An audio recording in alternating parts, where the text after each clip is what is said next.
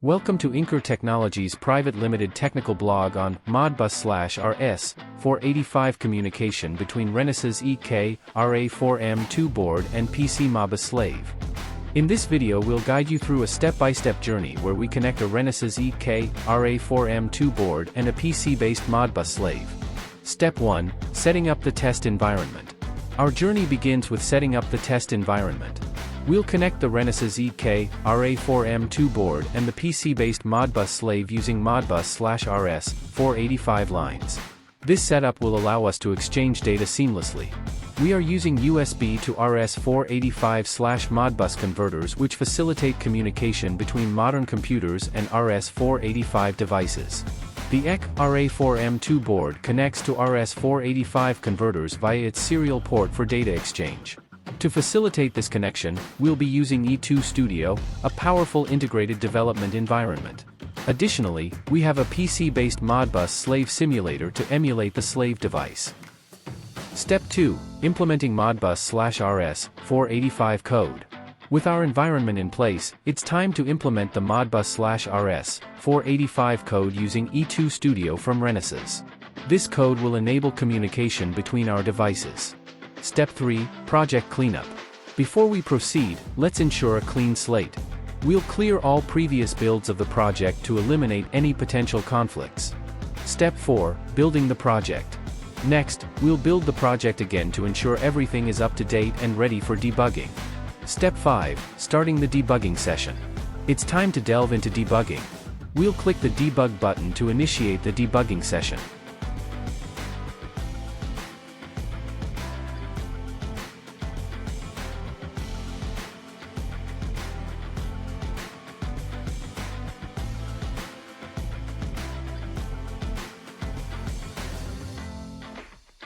Step 6. PC-MODBUS Slave connection.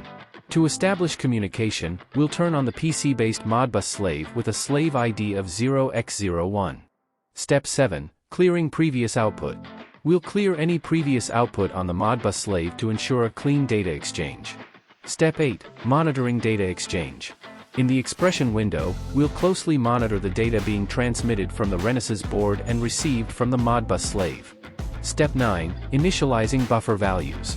Initially, the TX_buffer and RX_buffer values will reflect data from previous debug cycles or Renesas hardware registers. Step 10. Executing the code. By clicking the debug/run button, we'll reset all registers and load initial values into the transmit and receive buffers. The E K-RA4M2 board will start executing the code. Step 11. Data transmission.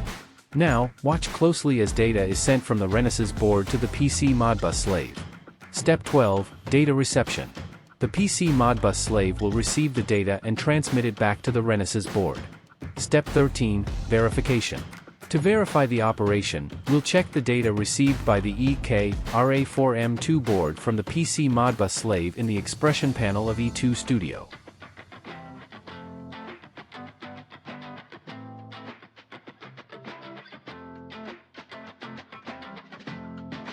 Step 14. Data comparison.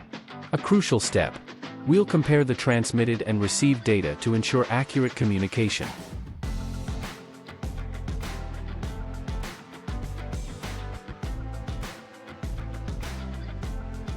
Step 15. Repeat for verification.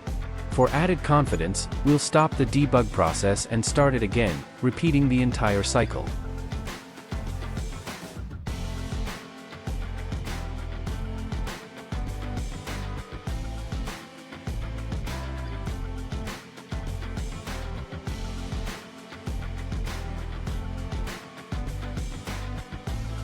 Step 16. Continuous data exchange. Just like the first iteration, we'll reset the values and witness seamless data exchange between the Renesas E K-RA4M2 board and the PC-MODBUS Slave.